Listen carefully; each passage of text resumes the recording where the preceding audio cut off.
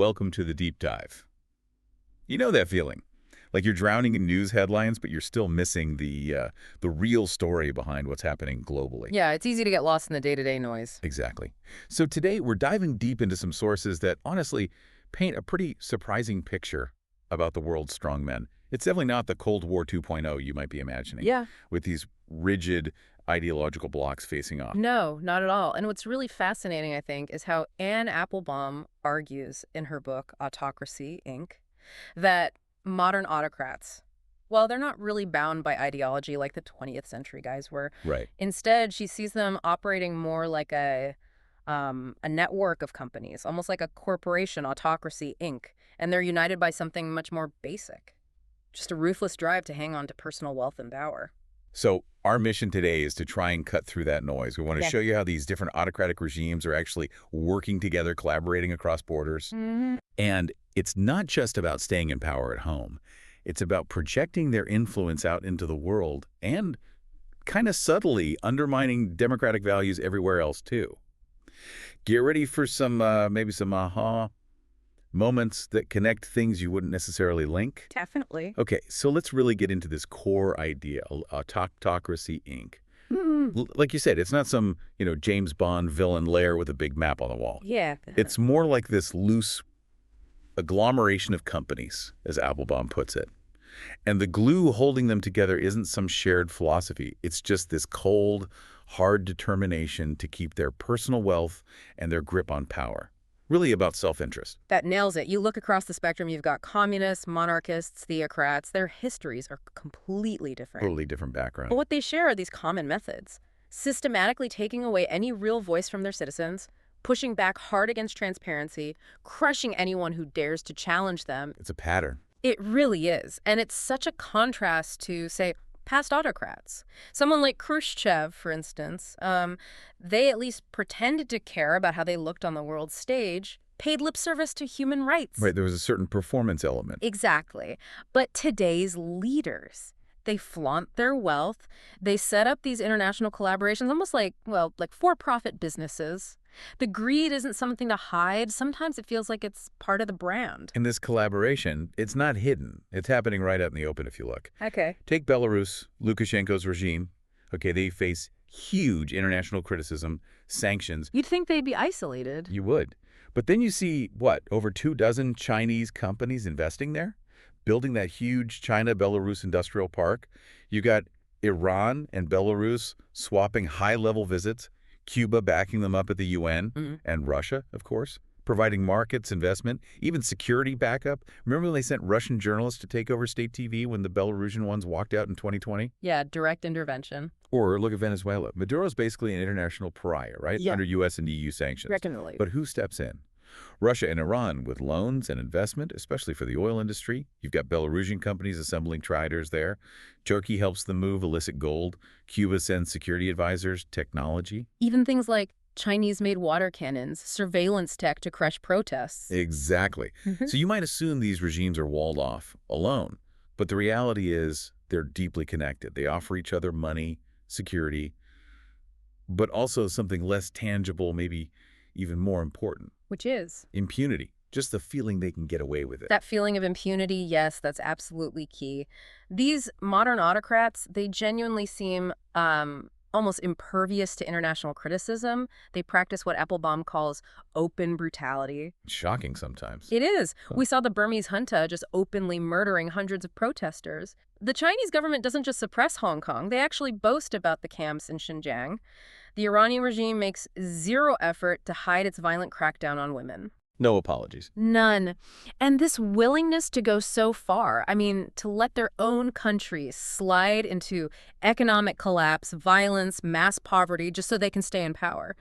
That's what some activists call the Maduro model. The Maduro model. Yeah, you see it with Assad in Syria, Lukashenko in Belarus. They're willing to basically become failed states to maintain personal control, which, it raises a huge question.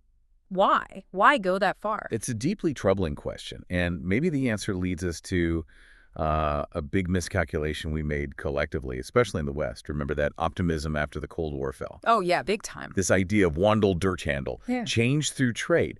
The belief that just doing business with autocratic countries would somehow automatically make them more democratic. Let's unpack that. It's a really important piece of the puzzle. And that idea, change through trade, it actually goes back further than the 90s. It has roots in West Germany's Ostpolitik back in the 60s and 70s. Right, Willy Brandt. Exactly, Brandt, Egon Bahr. Their idea was change through rapprochement.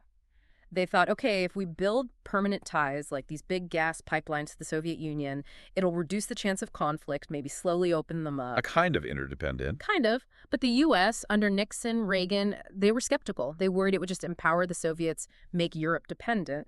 And there was that paradox even then, right? Western money flowing east, essentially helping to fund the Red Army. But after 1990, that initial caution just evaporated. It became this widespread, almost unquestioned belief across the West. It really did become an article of faith. You had Reagan visiting China in '84 talking about seeing deeper change. You had Bill Clinton in 2000 arguing China joining the WTO would inevitably lead to liberalization, famously saying cracking down on the internet was like trying to nail Jell-O to the wall. Right, seemed impossible then. And even German Chancellor Schroeder, as late as 2008, praising China's progress towards democracy. The core assumption was always that democracy and our liberal ideas would flow out to them. Nobody really considered the possibility that autocracy and illiberalism could flow back to us. And that's exactly the story with Russia's transformation under Putin into this, well, full-blown autocratic kleptocracy. He didn't invent a new system from scratch. He just took the old Soviet structures and adapted them to enrich himself and his close circle. How did that start? Well, even early on, when he was deputy mayor in St. Petersburg, there were these schemes, export licenses for raw materials, oil, timber, where the money just sort of disappeared. Vanished. Pretty much. Right. Later, you had things like the St. Petersburg Real Estate Holding Company in Frankfurt. Right. Basically a front for money laundering. But here's the really critical part. None of this could have worked without legitimate Western institutions playing a role. How so? Western companies buying the exports, no questions asked. Western regulators not looking too closely at the contracts. Western banks showing, let's say, a distinct lack of curiosity about where the money came from. Willful blindness, almost. You could say that. Yeah. And even Western politicians allegedly helping out, like the story about former Chancellor Schroeder tipping off Putin about German investigations.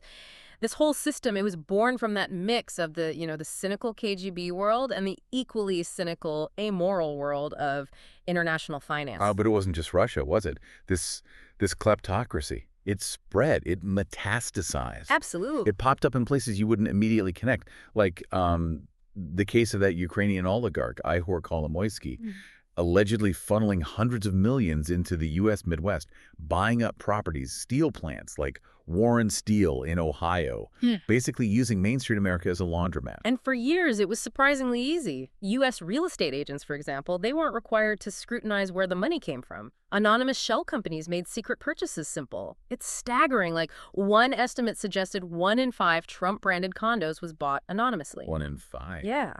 And this leads us into what writers like Oliver Bullough call Moneyland, or Tom Burgess calls kleptopia, this sort of parallel financial world. Separate rules. Completely separate rules, where theft gets rewarded, taxes don't get paid, and law enforcement often seems totally outmatched. And the Pandora Papers showed it wasn't just happening on tropical islands. Right, not just the usual suspects. No. This dirty money was flowing into perfectly normal American states. Delaware, Nevada, South Dakota, Wyoming, and quiet places in the UK too, like Bramley in Hampshire, where Elena Baturina, the wife of Moscow's former mayor, had this huge estate hidden behind shell companies. So it's not over there. It moves right into our neighborhoods, our financial systems. Exactly. You might think it's distant, but it infiltrates ordinary places. And that's the crucial link. Kleptocracy and autocracy reinforce each other. Hiding money in democracies gives autocrats the cash to fund repression back home, which really makes you ask, how long can we tolerate our own systems enabling this? It's a powerful question indeed. Okay, so they're exploiting our financial systems. Let's shift gears now to how they control information, how they manage what people see and believe, both at home and increasingly abroad. Think back to Tiananmen Square, 1989.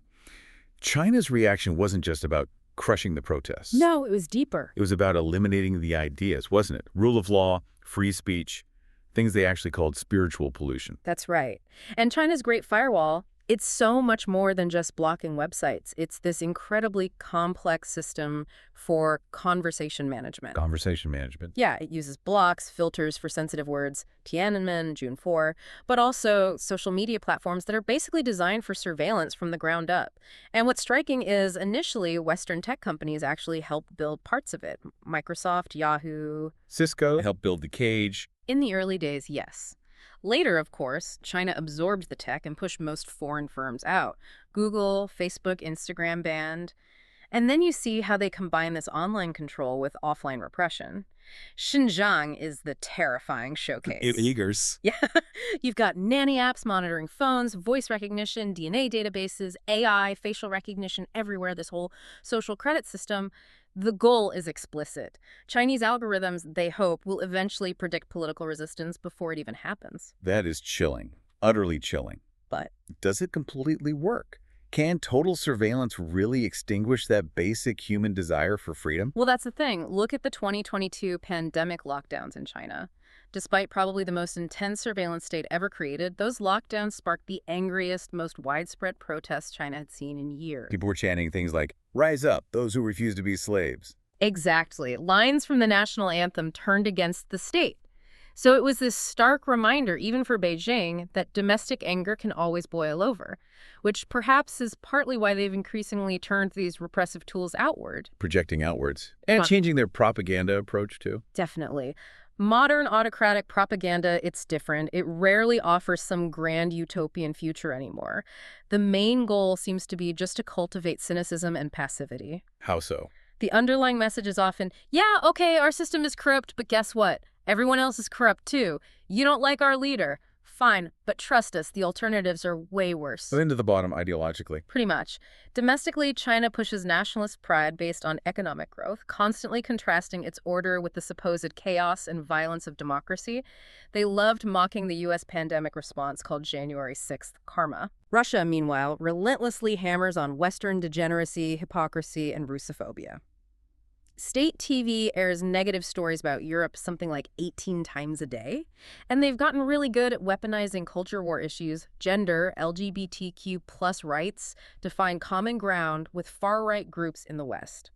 Portraying Russia as this bastion of white Christian values. Right. Which is ironic given Russia's actual low church attendance, legal abortion, Sharia law in places like Chechnya.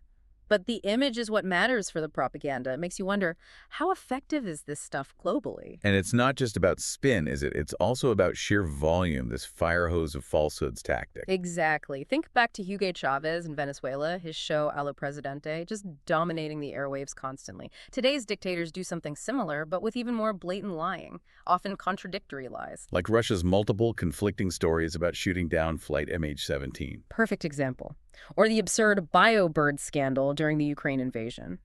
The point isn't really to convince you of any specific lie. It's to overwhelm you, to make you doubt that objective truth even exists, to make you just tune out politics altogether because it all seems like a cynical game. Create apathy. Create apathy and nihilism, and then this anti-democratic rhetoric gets blasted out globally using sharp power. Sharp power. Yeah, it's different from soft power, which is about attraction.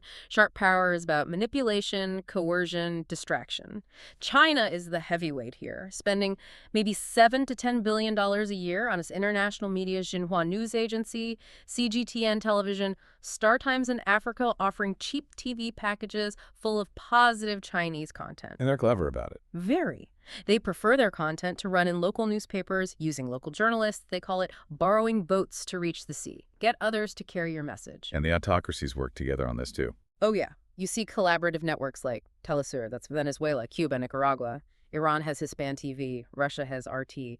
They often amplify each other's narratives. And they use armies of trolls. Russia's Internet Research Agency is infamous, but there are others, like Doppelganger. We've seen the impact in democracies, haven't we? That horrible incident in Taiwan in 2018, the Kansai airport fake news story. Terrible case. Fake news about a fictional Chinese rescue during a typhoon, contrasted with Taiwanese supposed incompetence, pushed relentlessly online, leading a Taiwanese diplomat to commit suicide. And weren't there Venezuelan trolls meddling in elections in Mexico and even the Catalan independence vote? Yes, these operations don't necessarily invent divisions out of thin air. What they do is they exaggerate the divisions and anger that are normal in politics. They pour fuel on existing fires to weaken democratic systems from the inside. It's a coordinated global assault on trust. It's a genuinely frightening picture of information warfare. So let's zoom out again.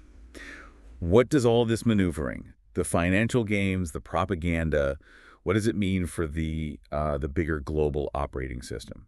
For decades after World War II, we tried to build this rules-based order, right? Based on ideals like universal human rights, international law, the Geneva Conventions, things meant to set a standard for how nations should behave. And it's important to be realistic, right? These documents were always aspirational. They described how the world ought to be, not necessarily how it was. The UN Genocide Convention didn't stop Rwanda. True. But they still mattered. They created a language, a set of norms. Soviet dissidents used human rights language very effectively to challenge their government. When China put out its report justifying the Xinjiang camps, it still generated massive international condemnation.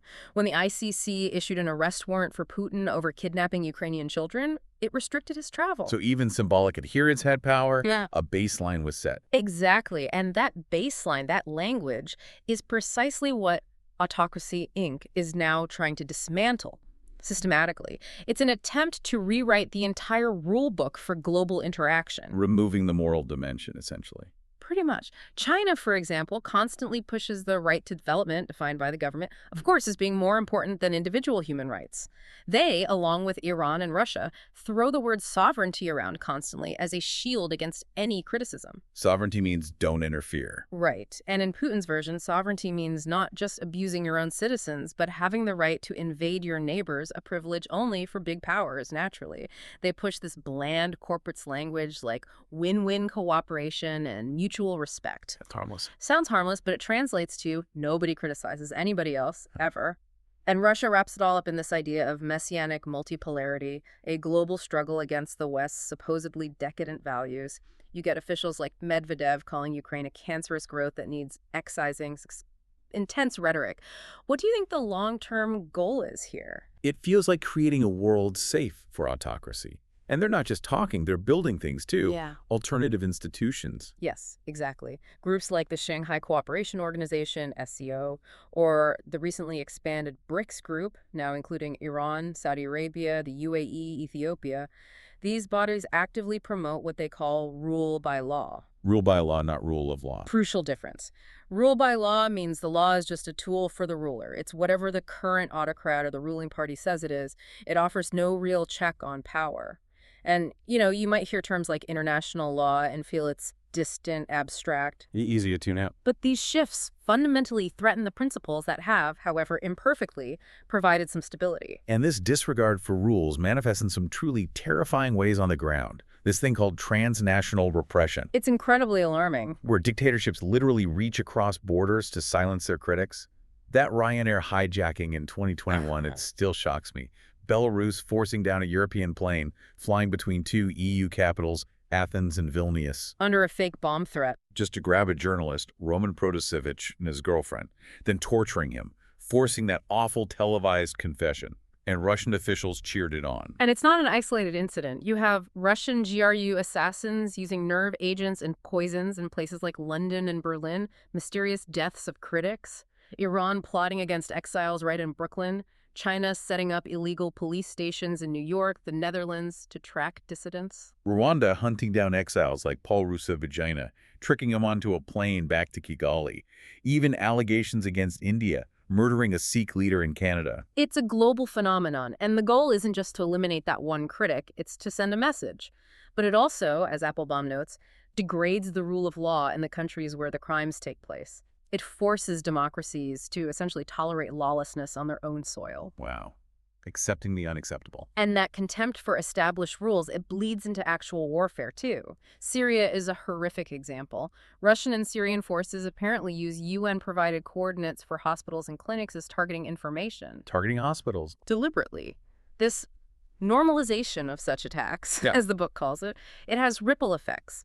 It contributes to a climate where ISIS, Hamas, even state actors feel fewer constraints about hitting civilian infrastructure. And we're seeing new ways of fighting wars, too.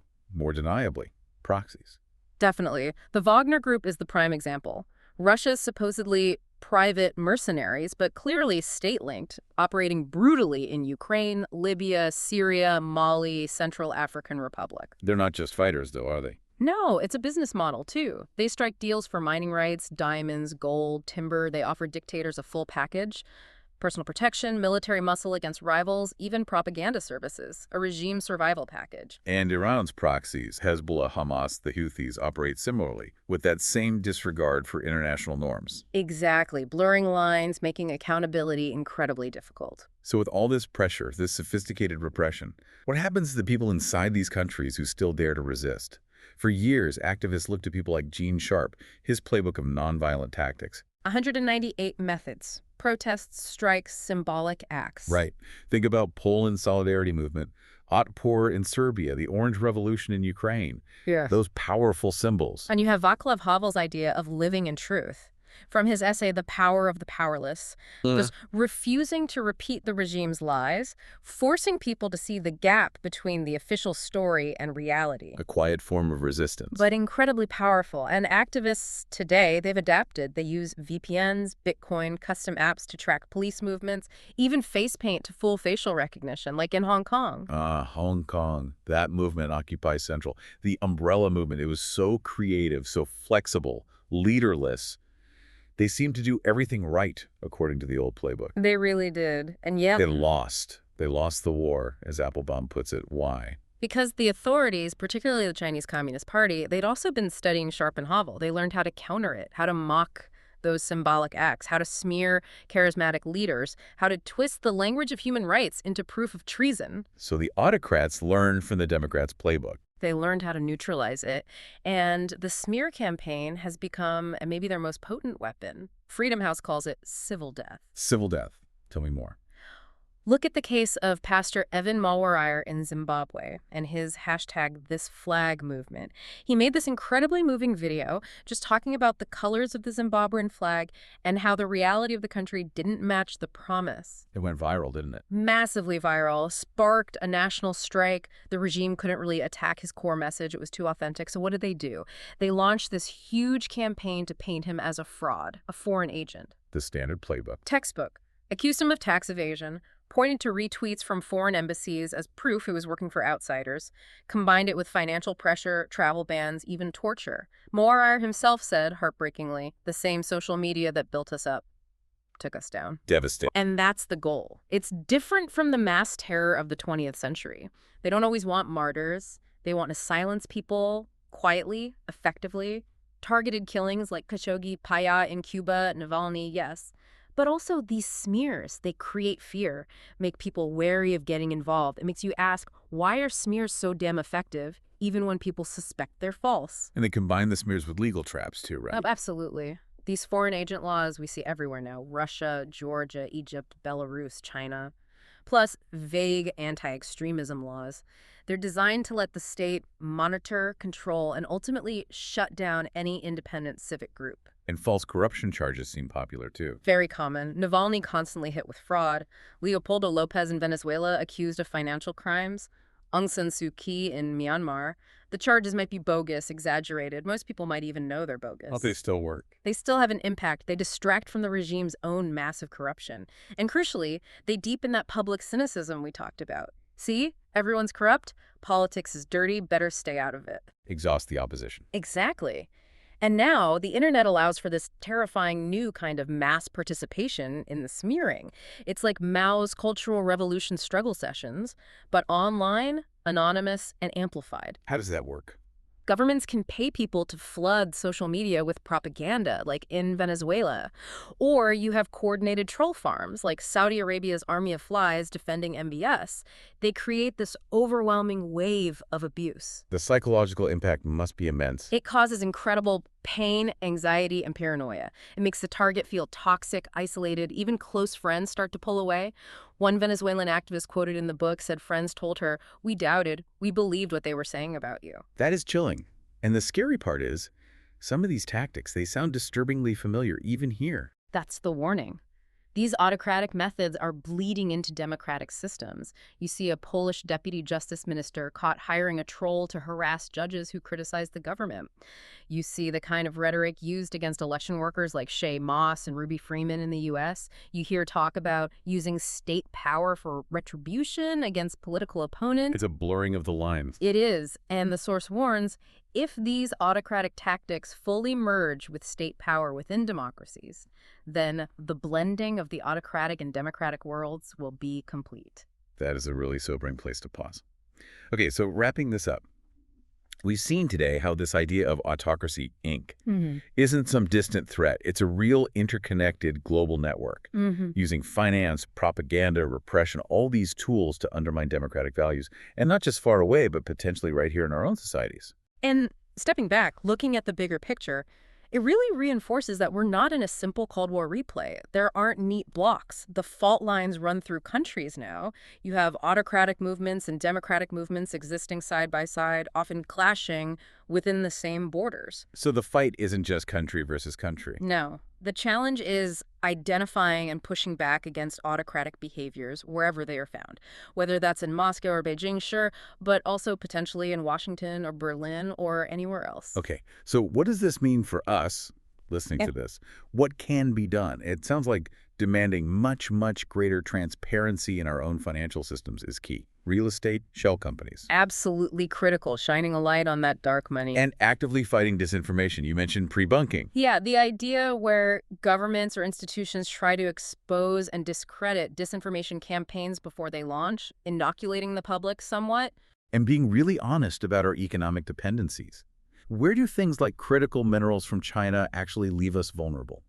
Maybe it's less about total decoupling, which might be unrealistic. And more about smart de-risking, reducing those critical vulnerabilities without cutting ourselves off completely. Right, managing the risk. But all this leads to, I think, the fundamental question. Can liberal societies acknowledging all our own flaws, our deep divisions, our historical baggage, can we actually make the sustained long-term effort needed to defend ourselves? Both from the outside pressure. And from the internal temptation of demagogues who adopt these same autocratic tactics. Because the warning from these sources is stark.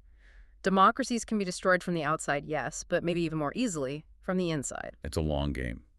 The struggle for freedom, as the activists from Zimbabwe, Hong Kong, Venezuela show us, it draws you and it changes you. It demands persistence. Yeah. The final thought maybe is, what role will you play in recognizing these autocratic behaviors, these tactics, and resisting them wherever they appear?